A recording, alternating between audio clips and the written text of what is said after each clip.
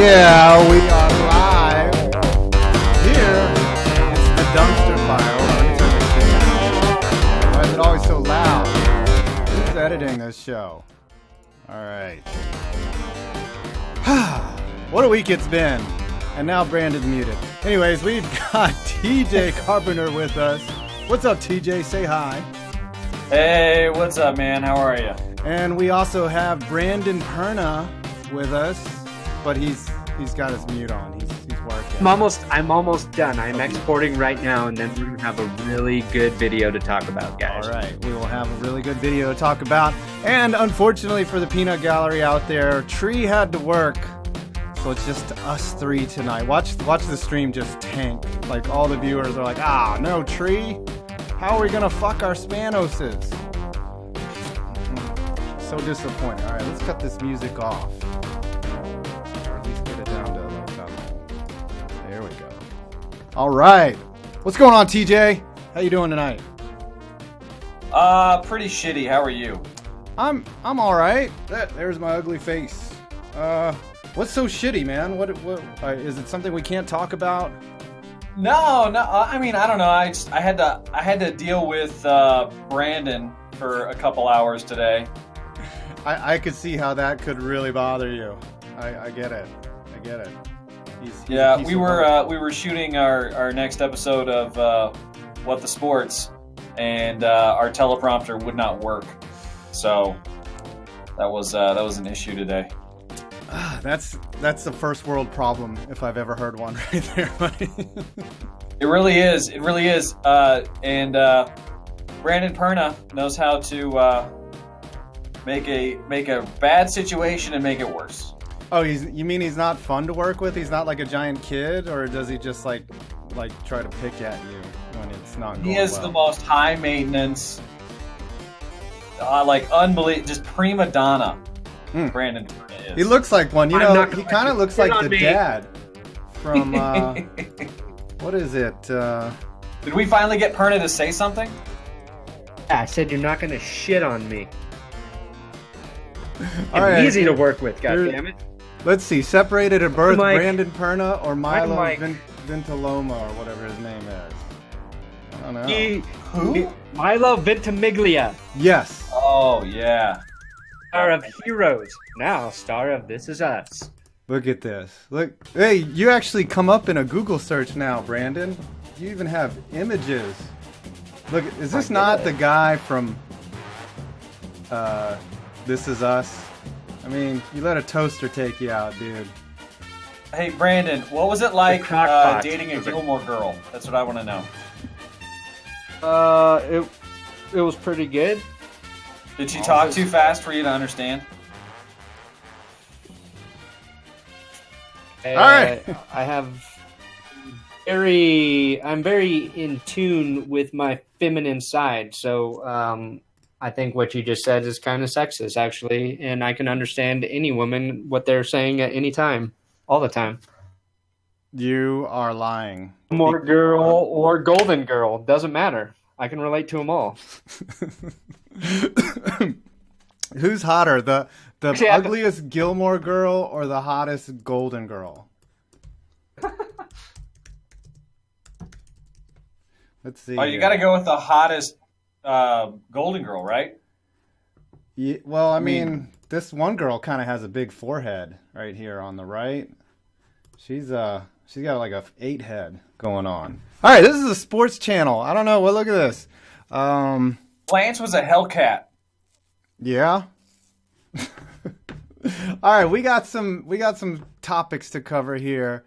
We have the NCAA scandal, which has probably been talked about on sports radio to death, but we're going to talk about it because it affects a lot of things, including the NFL and the NBA. We talk about the NFL Combine, and my favorite part of that is fat guys running. And the NFL's changes regarding catches. There's going to be rule changes, and we'll also take super chats. If you guys want to talk about hockey, super chat me, or really just be persistent about it. And then talk about the NCAA for like another few minutes while I try to finish. Wow, TJ, I see. I could imagine you like just slapping Brandon like during this This is- teleprompter incident? Like This is my stream now. This is my stream now. he's just hijacking. Exactly what it was like filming with him today. Yeah. Good thing for weed. All right, Rydian Jones says it's snowing. All right, thanks, Rydian, for your sponsorship. Anyways, the NCAA scandal. So this thing is starting to get deep, but you're already seeing the backlash and the denials come in. Like Sean Miller says he's going to be vindicated in his, he's just saying, they always have these slick lawyers coming in or someone saying, hey, just say that you were talking about securing, granite, $100,000 worth of granite for your backyard. And that's what you were talking about, not illegal payoffs. And it always works. Like we always just forget about it. I don't know, TJ, what do you think? What do you think is going on with this scandal here? Well, I would say this. It's very difficult for me to establish who the victim is here. I don't know who's being hurt by this necessarily, other than, here's what's it reminds me so much of like Prohibition era America, where you've got all the people who decided to make this law outlawing alcohol, doing most of the drinking and most of the illegal activity and benefiting from it, while creating essentially organized crime in the process because they made something illegal that everybody wanted. And so the NCAA has basically done the same thing. By not paying athletes from the get-go, they've created a vacuum and a need to pay athletes. And therefore, if they're not going to provide an answer for that need, then something else is. So it created this black market of boosters and other people, and now agents and shoe companies trying to get in there so that they can profit off of not only this sport, but also the athletes as they move on into their professional careers, which is where the FBI got involved, because now all of a sudden you can get into like antitrust and tax evasion because a lot of this stuff isn't being reported. So it gets really, really hairy. But honestly, if the NCAA had just done the right thing and paid athletes from the get-go, then it would never have been a problem. But this is where we are. So I actually have a video on this. Right as soon as this stream is over, I'm going to upload it. Now that I have this 1 gig internet speed, it only takes like 2 minutes to upload a video. But the NCAA originally was started as just an advisory committee. They'd never envisioned this level of revenue to be created by their sports league. Like that wasn't their intent. And now, 100 years later, it was founded in 1906. Now it's become an industry. It's not a league. It's a complete industry. And yeah, I think that their rules and their foundations have become too archaic, and they've never been able to adapt because they've been able to deftly avoid any type of repercussion for this type of behavior anyways, right? Like, oh yeah, another scandal, big whoop. We're all going to be glued to the TV in exactly 2 weeks, watching our ticker down there on the bottom right of our screen and wondering whether Gonzaga is going to get beat by freaking Coppin State. And we don't give a shit. Like, who really cares about, like, who's really getting hurt by all these illegal transactions other than the government not getting their cut? Right. Well, that's what it's come. That's the only time the government cares, right? That's the only time anything gets done is when you take the government's money away, right? Right. It's kind of perverse, the whole thing, right? You have an organization that is corrupt beyond belief, and I guess the only thing that you could say is, all right, what if it's a public institution funneling money into an athlete and tax dollars are going into that athlete? Then the people have a beef, right? They're getting stolen from. But for the most part, these are independent boosters that are fat, stacked with cash that just want to see their team win. So right, or lucrative shoe companies that are paying agents to bribe coaches to influence players to sign with certain shoe companies, and that's where the FBI got involved. That, and then also, the prostitution, which is apparently it's illegal in Kentucky. It's illegal in Kentucky, but totally legal on YouTube and and when it comes to sponsors. So if you use my code SCORE5 in the FanDuel app, it's not illegal at all. We got 2 super chats come in here. Actually, it's a good one, a good segue here. Caleb Peyote, which is a great hallucinogenic, by the way. Hey guys, I just wanted to get re-recognized. Thanks, Caleb, for your $2 super chat. And then Don't Feed Phil. Once again, great to see you. Don't Feed Phil. I'd like to say thank you for your continued super chats. Was the punishment of Louisville, was it too much, or was it the right thing? My understanding is that Louisville volunteered to vacate that championship, if I'm not mistaken. And I don't. Well, they imposed a postseason ban on themselves, and then the NCAA came back with taking away their national championship, which Bettino and a lot of other boosters want them to fight. But I mean, I saw them win. Did you? Yeah, I'm sure they won. The athletes think they're the champion. Rick Pitino thinks he's the champion. They probably played a dirty Michigan team anyways. Like.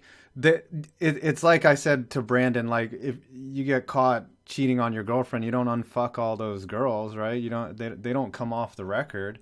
So everyone believes that they're the champion, just like USC won that championship in 2004. No one looks back and is like, oh yeah. It just didn't happen. Like freaking the NHL where they canceled a season,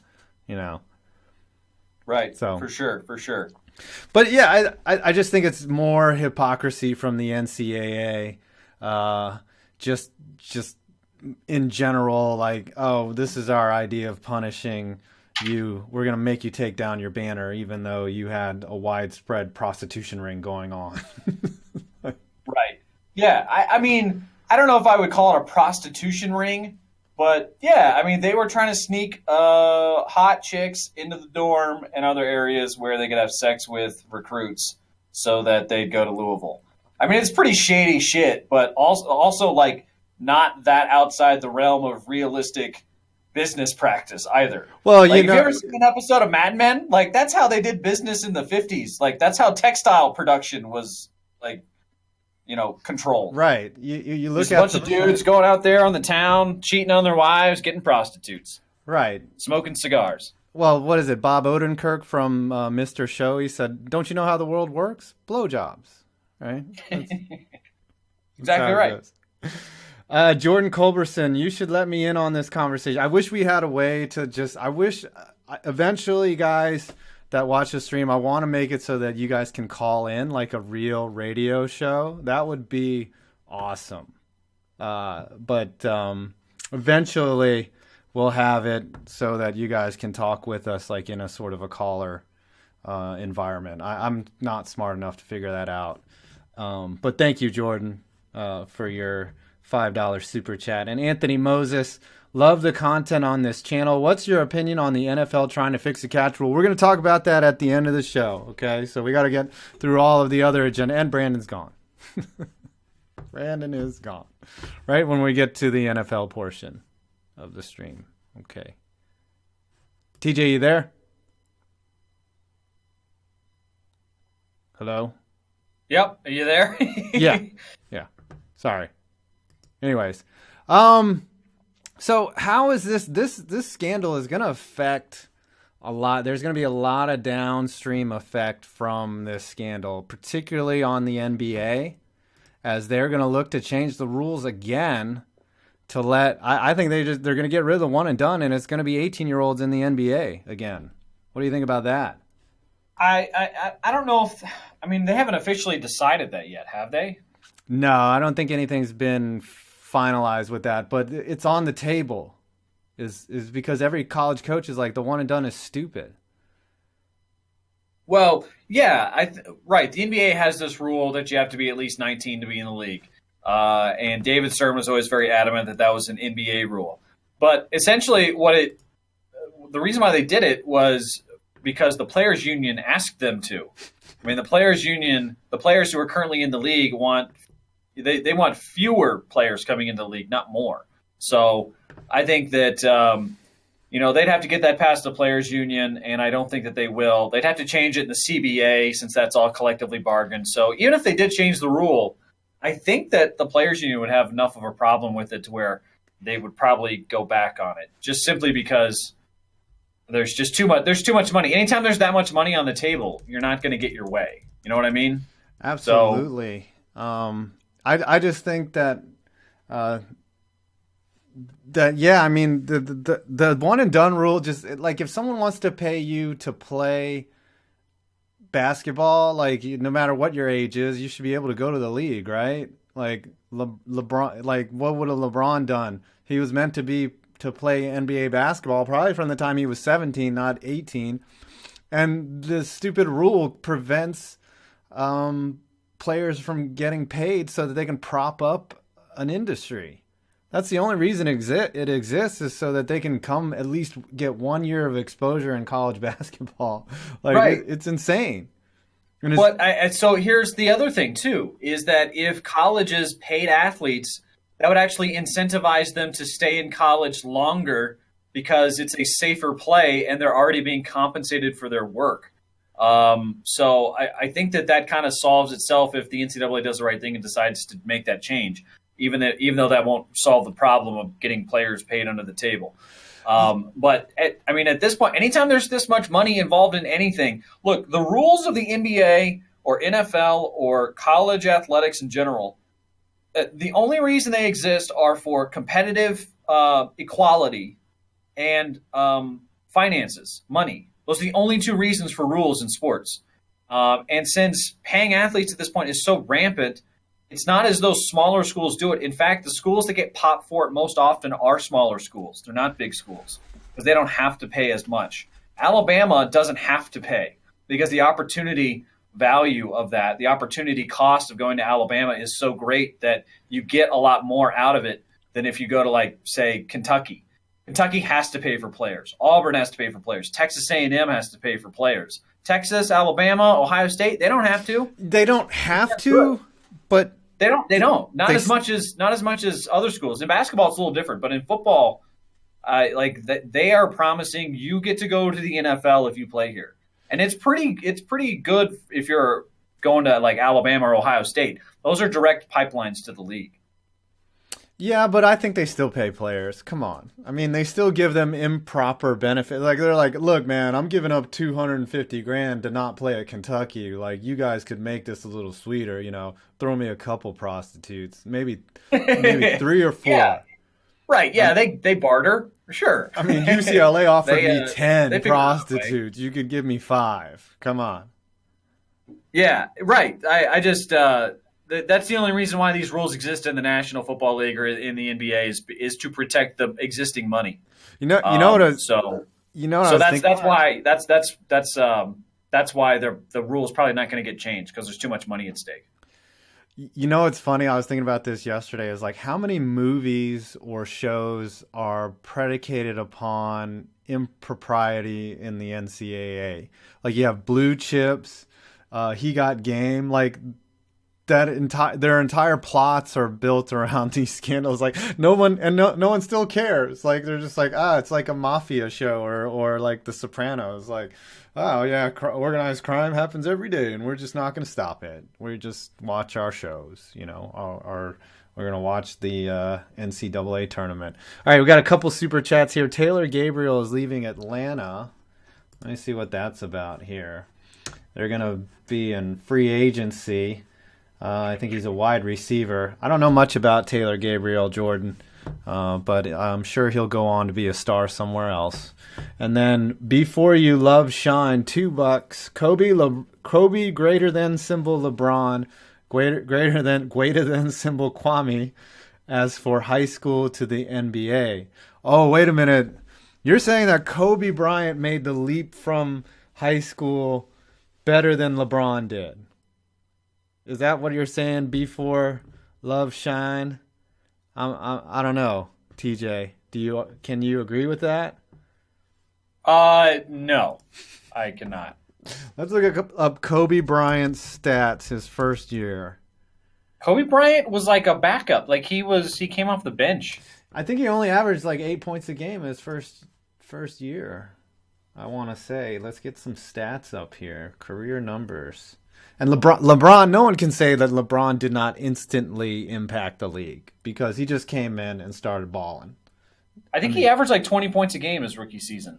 Yep, here it is. LeBron. Oh, what a guess right there. Look at that. 7.6 points a game in 71 games for Kobe Bryant. And now to win the argument here, what was LeBron? Kobe was only 16 though from CLS. Kobe only 16 years old when he played in the NBA. I met Martin Luther the King. All right, That's what was not bad. LeBron's first year? He averaged. I'm gonna say it was like points a game. 20.4 or something, 21 something. Yep, 20.9 points first year, 79 games played, averaged 40 minutes. Next year, averaged MVP numbers his entire career. LeBron has. Right. I actually met him. He's nice. He's not as big a jerk as you would think he is. He's very aware of who LeBron James is. Is Brandon gonna come back? I don't know. I just got a message from him that says he can't hear anything. So I don't know. He hasn't joined since the beginning. All right, he's out. It's just me and you, TJ. We can carry this show. Oh, there he is. There he is. He's back. Gosh. All right, now we're not going to talk about anything but college curling. Brandon. Are you done masturbating, Brandon? If by masturbating you mean finishing a video and getting dinner ready for my wife, then yes, TJ, I am done. God, Brandon, have you not figured out how to just ignore everyone in your family? That is how you have to roll if you're going to be successful at doing nothing. So no, but I care too much. All right, Jordan Culberson. Wow, another $5, man. You want to get your point across, buddy. Thank you, by the way. Tennessee, UT, and Pittsburgh Steelers fans are one in the same. Complain after every loss. Urinating Tree, which is not here. Do a video on my Vols. I will tell him to do a video on your Vols because I think they are a good Vol cow or lol cow.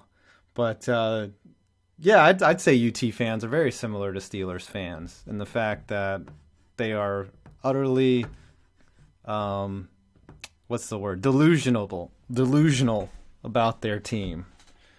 Anyways, all right, Brandon. Now that you're back, we can start talking about the NFL. We're talking about how the NCAA scandal does affect the NFL, and it will actually, in my opinion, TJ and Brandon, because you're going to see different rules too. I mean, it was a basketball scandal, but you're going to see different rules and rule sets when it comes to use of likenesses, selling of jerseys, etc. at the college level, and you might see, I don't know, players coming out earlier from college to the NFL because they want to get paid if there is more scrutiny or less. I think college athletes should be paid more than professional athletes. You think Let's so? really shake things up. Really shake things up, guys. In some ways, they are more valuable to an institution than they're given credit for. I mean, obviously they're not paid directly. Even under the table money funneling to them, it is still not enough to pay for what they're worth. Like Johnny Manziel was worth so much to Texas A&M football. It's ridiculous. Like even if he was given $2 million under the table, that's still not even close to what he was worth. Honestly, I would rather they just stop paying the coaches, just because I would love to see how many coaches would leave their job immediately because they can't get money because the players aren't getting money anymore, so nobody gets any money. And then Nick Saban is just sitting there like, how the hell am I supposed to pay for this $5 million lake house? And his boat that he loves going on the water with. Yeah. Good. What boat does he have? No, Nick Saban, all he cares about is winning. He'll figure out a way to funnel that money to people. Anyways, $5 from Don't Feed Phil. Thoughts on Marcus Peters getting traded to the Los Angeles Rams? That's an interesting Love trade. it. Love it. I think it was the dumbest thing Andy Reid has done that's not time management in the playoffs related. Like it is the most indefensible move of the offseason. The fact that the Kansas City Chiefs couldn't figure out a way to make it work with the most talented corner in the league and traded him away for a second-round pick is insane. That guy is the best. He's the most disruptive corner ever through the first 3 years of his career. He has more interceptions, more fumbles, more fumble recoveries, more strip sacks than any defensive player through his first 3 years in the league. Like, it's insane how good he is, and yet they can't deal with him being like opinionated and passionate and having to be proven. Like, he's going to ask why when you tell him where to go. And most players don't do that, but he does, and they don't want to answer that question, so they'll just trade him. Like, you're the one who blew an 18-point lead against the fucking Tennessee Titans in the playoffs. That's on you. You know, that wasn't Marcus Peters' fault. If he's mad about it, like, figure out a way to make him not mad. Don't trade him away for nothing. Oh, if Marcus Peters was such a good corner, then how come he couldn't stop Marcus Mariota from catching his own passes and scoring touchdowns, TJ? You damn right. I was going to play devil's advocate, but you made such a strong case for Mr. Peters. Like, I mean, yeah, he's 3 years into the league. He's only probably got, 4 or 5 left. Like, what's the shelf life on quality players in the NFL? Not long at all. So they got 3 years. Now the Chiefs secondary has nobody, outside of Eric Berry and Kendall Fuller. That depends on how. They did get Fuller from the Alex Smith trade, right? Yeah. But he's a slot corner. Barry's coming back from an injury, yeah, and Fuller is a slot corner, and so they have Amerson, Nelson. Are there 2 other corners now? So I mean, they're probably going to draft somebody. I would imagine they're going to draft a corner or 2, but that defense 2 years ago was very good, and now it's getting really old, and they are cutting ties with Derek Johnson and a few other players on that defensive line, and so a strength that team had is a giant question mark now, which as a Broncos fan, I am happy about, especially depending on who the hell ends up, as the quarterback in Denver. Kirk Cousins. Which we still don't know. No clue. It's down to Case Keenum and Kirk Cousins, really. Come on, let's be realistic here. It's between those 2. So maybe today all the hot talk is it's Ryan Tannehill. Oh. Basically every day you wake up, it's a different quarterback. You might need to find him a good psychologist out there in Denver. You know any good ones for Ryan Tannehill? I'll get licensed, and then I'll fix him up. Are you gonna stroke his balls before the game, like groom his balls, all nice, so that they'll be proper for him to throw passes? I hear he's really sensitive. Perna's gonna go to ball cosmetology school to learn how to appropriately fashion the balls. That's right. Whoever Hit him like Denver. speed bag. That's right. That's right, Tannehill. Let's go. All right. Cushion's cheap. Let's talk about the NFL Combine. So, I love the Combine. I think it's weird, but for some reason, it's always interesting just to watch athletes do semi-not athletic things, but also kind of athletic things. I don't know. Did it start today? I think so. I haven't watched any of it yet because TJ and I were making a stupid video, and I haven't even turned the TV on to see if anybody was running fast 40s or cone drills or jumping high or whatever the hell they start with. What do they start with? Linemen? I think they do, because even the NFL Combine is a ratings grab. I mean, they're like, all right, let's get the fat guys out. It's like a bar at night. It's like, all right, we're gonna put the fat chicks out here, and then if you just wait, they've got to come a little bit earlier And then if you wait and get drunker, then the alpha chicks will come in, and when it's midnight, you'll end up taking one of these fat chicks home. That's how it works. I think all you need to know about the Combine is that the most memorable moment of the Combine, maybe since it's been on television, but definitely since it's been on the NFL Network, is when Chris Jones was running the 3-cone drill and his dick just fell out of his pants. I was just flopping around for a solid 3 seconds on screen. That's how I walk around. But all doing 3-cone drills at your house. Yeah, I'm just like with my dick out. Like I'm just like, all right, let me see if I can if I can do a rapid turn. Who is it? Chris Jones? Hold on, we gotta watch this.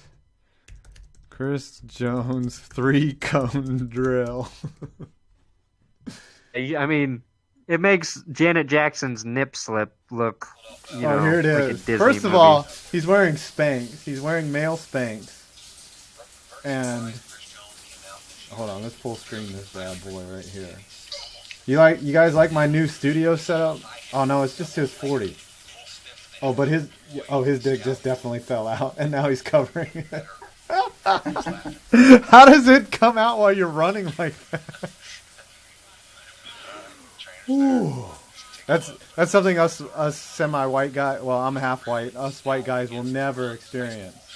Right there is our junk coming out while we run, because you've got a pendulum-sized penis attached to your freaking junk, which is so huge that the momentum caused by you running causes it to fall out. There was a lot of dong on ground right there. All right. Thanks. I wonder if he got any AstroTurf burn on his dick from that. Oh, yeah, that would hurt. Yeah. I think I could run a full 40 with my dick out and nobody would notice. I think that's probably the only excuse you could ever give your wife for honey, number one, you would never turn it down, but number two would be like, hey, look, I got turf burn on my dick. Give me 10 on minutes. IR, sorry. Right. That's something that will never be uttered in my house. I could be in crutches and I'd be like, yep, let's go, honey. We're good. Turf burn. You're playing hurt. It's right. All right. You get back on the field. All right, put some aloe on that thing and let's go. All right. Caleb Pitio, I'm going to not know how to say this game. After the Combine, you should make a mock draft vid. Oh, well, eventually what I want to do is a mock draft. And TJ and I have kind of talked about this, where you just make fun of the draft, especially Mel Kiper, the biggest Huckleberg in all of ESPN, to me. I don't think that he should have a job, but he still does. I think a couple years ago I did a mock draft where I basically just guessed on the entire first round and said I'll get as many right as most of the people, and I think the average correct amount of picks was 6 or 7, I think, in the first round, and I had 7. I got 7 right by doing almost no research. Right, you're as good as an expert is, because after I think the percentages are after the first 3 picks, I think it's a 90% fail rate of experts picking. It's insane. Right, because you don't know how are you going to know what an organization is? There's 3 chains of events there that happen. Each time a player gets picked, every scenario that you thought would happen changes, right? So how are you going to know what's going to happen by the 4th or 5th pick? It's ridiculous. And, trades fuck everything up. Guys like Laramie Tunzel having videos of them taking bong rips out of gas masks on draft day fuck things up. Yeah. That was still the most insane moment I've ever seen in the draft. That was the coolest... Yeah, the coolest draft day spoiler that ever happened. While the draft is going on, this uncle of Laramie Tunsil's is just putting him on blast on Instagram. And the Dolphin, like, no one knows what to do. Everybody is just insanely terrified while it's happening. It's amazing. Oh, I'm sorry. I'm dealing with... You guys see... Oh, there we go. Sorry, I lost the picture for there. a second. Yeah, dude, I've always wanted to take a gas mask and just take a bong rip right to the face and then get drafted into the NFL right afterwards. Well, what's so crazy is that was only like 2 or 3 years ago, and then this year they're like, if you fail your test, it's cool. Don't worry about it. Yeah, you want to get high before the draft. As long as you can play left tackle in this league, we love you.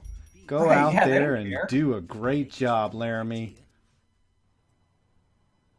All right. The other thing I love about the 40 or the combine, I'm sorry, is fat guys running. And it's amazing how these athletes are so athletic, though. Like, I've seen the fat guys run like... They can move. Yeah. Here we go. Here's a 405-pound tight end versus Rich Eisen. I think Rich Eisen's best time is like 6'7", okay? That's right. And I think he broke the 6-second mark one year. He got into the fives? That's an impressive 40 like for an five, old man. Got 5'9" something. Let's see. Hold on. I think. All right. So this 405-pound man, watch. I don't know if you can see it. This huge tight end from Baylor. He runs the 40 in 5.48, and Rich Eisen in 5.94. So this guy's 405 pounds, and he can still. I don't think I could do a 6'5", 40 right now, without being on ice for 4 weeks either. And this dude is running a freaking 5. There's nothing scarier than a 400-pound man who can probably outrun you. I thought you were just going to end it right at 405-pound man. Because your one defense against a guy like that in a physical confrontation is fleeing. And if that's taken away, you're screwed. Well, what I'm going to do is I'm going to use the bear model. I'm going to take a pizza and just throw it in away from me and then run away from the pizza, and hopefully, like The Walking Dead, he just goes for the pizza. Wait! I thought the way to get a bear to go away was to pretend that you're bigger than it, because animals don't understand how large they are. But with a 405-pound man, who's faster than you, your only hope is that he doesn't know how large he is, and you can scare him away by making him big. I think Chris Jones would just whap him in the face with his dick. That's what would happen. Just like, bam, take that, bear. That's right. Mm-hmm. I feel like the NFL Network should have like a montage of the big men running in like slow motion with really nice music underneath it. Their huge man boobs like shaking as they run, just... Yeah, the super slow-mo camera, some really, like, romantic, cheesy music underneath it. Like, I would tune in for that. Yeah, Barbara Streisand, maybe, All right, Sean Z, these are 2 great Super Chats back-to-back, by the way. Do you think the Jets will get Cousins? Absolutely, I think the Jets get Cousins. I think he wants to be there. I think he's mentioned it a couple times. There's a lot of momentum about it. Sorry, Brandon. I don't think he's coming to the Broncos. And David Benjamin, will the New York Giants pick a QB in the first round? I don't think they do so. I think they address more problems. I think they don't address the QB position until Eli has told them for sure that either next year or the year after that is his last year. So I think Cousins has a better chance of ending up in Minnesota than with the New York Jets. Okay, so if Cousins goes to the Vikings, how does that change their Super Bowl odds? They become the prohibitive favorites from the NFC. Over the Eagles. I think the Eagles are going to be good. We don't know who their quarterback's going to be. Yeah, that's the question. And the Eagles have some cap issues right now, I believe. I think they'll. I mean, I'm hoping that they suck and they burn like their city has, but I think they'll be pretty decent next year. I'm scared of them. I hate it. Just like they hated the Giants after 2008, and the next year they were 12-4, and then Cheddar Bob shot himself. That's bad. Anyways, we're getting close on. We got about 5-10 more minutes to talk. NFL rule changes regarding catches. So I said I would keep it to 45 minutes. We're right at 40 minutes right now. Ooh. I know. I have a question. Yes. I know TJ saw this story, but did you see the story about the baseball coach from Texas Wesleyan University who denied the Colorado recruit a recruitment opportunity because weed is legal in the state of Colorado, and they say too many recruits fail their drug test from Colorado? Even though it's legal. Yes, he said they were not going to recruit him because weed is legal in the state of Colorado. It was basically what it boiled down to. Well, yeah, but see the big thing in the real big like fireball in that email was you can thank your liberal politicians for not being able to go to our school. This is exactly how it reads. Thanks for the interest in our program. Unfortunately, we are not recruiting players from the state of Colorado. In the past, players have had trouble passing our drug test. We have made a decision to not take a chance on student athletes from your state. You can thank your liberal politicians. Best of luck wherever you decide to play. So first of all, I don't Former care baseball player Mike Jeffcoat. All right. First of all, I don't know who's drug testing in college, right? Like, you'd have to kick every kid off of campus if there was actual drug testing. Second of all, weed is legal in the state, so dude can get high as he wants. And number three, like, what the fuck, dude? Like, what's with the political shot at the end? I mean, Republicans get high too. Dude, this coach is fucked right now, I would assume. Since when? That's the video I was making. Oh, well, great. Good on you. Awesome. That sounds delectable. I'll be sure to be first comment on my note squad when I get that. I think my comment on Twitter on that was something to the effect of thinking every person in Colorado smokes weed is the same as thinking every person in Texas owns a gun. That's probably a bad example and a bad state to use that example with, but those are my thoughts. Every person in Texas does own a gun, though. Right. That's why it's a bad example. Yeah, I know. It's like saying water's wet. All right, so these catch rules. All right.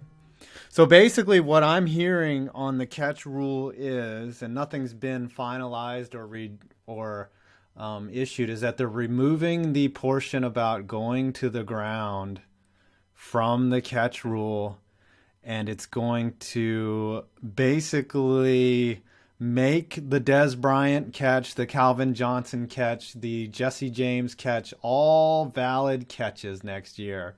And so instead of sticking to their guns, the NFL is now creating an even bigger shitstorm by changing the rule to make it simpler, is my opinion.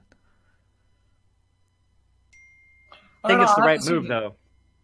I'll have to see it in action first, right? I mean, I don't know how it's going to play out. I don't know how they're going to apply it. This basically just gives them more leeway to do what they want and use common sense, right? That's basically it. Oh, but common sense has no place in the NFL. That's true. But no, I think what they'll say is that, hey, look, catch the ball, possession, 2 feet, no matter what happens, that's a catch. I think that's how they'll edit it. No, they're just going to say, look, you don't need to complete the process. You secure the ball and get 2 feet down. That's it. And then you're just going to have these toe touch catches where the guy catches it, gets 2 feet in, the ball gets knocked out of his hands, and they're like, nope, that's a catch. That's it. Like, how are you going to play defense? You're going to intercept the ball. That's the way you play defense, is by intercepting the ball. All right. That's what a coach would say. You just got to get in there and make a play. No excuses. Refs don't lose games. We lose games. That's right. I saw you run with your dick out. That's why I drafted you. Now slap some people in the face with that giant thing. I saw you in your underwear. You know why I drafted you. It was the upside potential. You still haven't filled out. If your body would proportionally match that thing, it'd be like 8 feet tall. All right, Spencer Young. I think his dick is strong enough to actually like reach up like an elephant trunk and then like grab the ball out of the ball carrier's hands and just rip it out. So like just put it dick-related forced fumbles. That's what I'm looking for. He can do a push-up without having his feet or hands touch the ground. Scoop and score, man. Scoop and score. You know what? I bet you he could play golf without using a club. He could just hit back and then just whack. All right, from Spencer Young, $10, buddy. Wow, thank you, Spencer. Minnesota Vikings are throwing everything they have at Kirk Cousins. Thoughts? Is that true? I don't know. Where are we going there with? I mean, if they're throwing everything at Cousins, then I don't know. Then Cousins would be stupid not to go to Minnesota if he really wants to win. They are as Super Bowl ready as the Broncos go to the Jets were when they got Manning. If he wants to be loved by a great fan base, then he'll come to Denver. It's just really, yeah. He's not coming to Denver, Brandon. He's not. There's no way. They can't afford him. And their team's not as good. So Minnesota has more money and a better team, and I'm pretty sure a better head coach and a better general manager. So, watch it on the general manager, fuckwad. But Denver everything has else lead. you said is accurate. John, I'm not entirely sure John Elway knows what he's doing. I think he may have just been like the luckiest.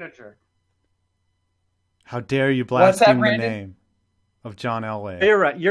Finish your thought.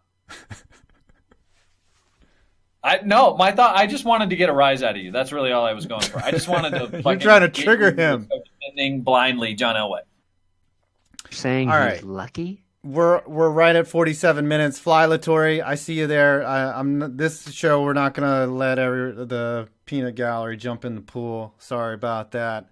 We'll do that next week when Tree comes back. I wanted to keep it shorter this time, just so that we could have fun. I've got some new content coming out after this. I do want to do TJ a solid and talk about Phantom real quick on Facebook, which TJ, if you could throw a link in the chat. I don't know if you're in front of a computer for Watch Phantom. Yeah. Actually, yeah, throw it in the chat. That is a wonderful platform for you to catch more sports videos from more people other than me, myself, Brandon, and even you get to see TJ's handsome face up there. Gosh, Brandon, doesn't it hurt to be around someone that's so handsome every day, and then you have to look at your face in the mirror? No, because I live in a world where I'm delusional enough to think I'm the best looking man in the room at all times. You know what I use as a gauge for that is my wife. Like, she is the best looking woman in the room all the time, even though somehow I tricked her into marrying me. I think she was... It's a good way to go about it. Yeah, she was drunk. I think she was like, "Will you carry me?" is what she was trying to say. And then... I think deceit is the cornerstone of any good marriage. So right, and alcohol. You're off to a good start. Right. But... deceit and alcohol. Right. Brandon, what is your opinion on the Black China sex tape from Luke Kelly, by the way? Oh yeah, we did a whole thing about that. Hold on, I gotta look this up. We really didn't though, Brandon. Like, we never really got around to your analysis of the Black China sex tape. In fact, you talked more about the two-handed greatsword than Black China. Oh, that's right. Well, I mean, TJ pointed out that he thought the lack of effort by Black China was disturbing, but I read an article that says it takes two to tango, and really it's up to the man to put as much effort into a blowjob as it is to the woman. So I think there might be some fairness in that evaluation. What's effort in that situation? You gotta try with moving around your hips. I predicate that by just putting my hands together and saying thank you so much. Thank you. Just please, thank you. Black China here in this picture, she looks like she should be in a Wallace and Gromit movie. Like, she looks completely made out of clay. Oh my gosh. Scary. She does. All right. Well, thank you, fellas, for jumping on, even though Tree's sorry ass couldn't be here. I don't know, what a joke. And I had about half the viewers. But this was fun. God damn it. We can have fun without him. And Brandon, everyone subscribe to That's Good Sports. That's Good Sports. Well. That's right. And hopefully, check out the weed video I just did. Hopefully someday I'll be able to come out to Denver and get in studio with you guys and just get baked. I won't actually be in front of the computer, but I'll just get baked. So, you can do that. You got it. All right, I'm 5 Points Vids, and new content is dropping in about 5 minutes, and you made it to the end of the stream. Thank you, everyone.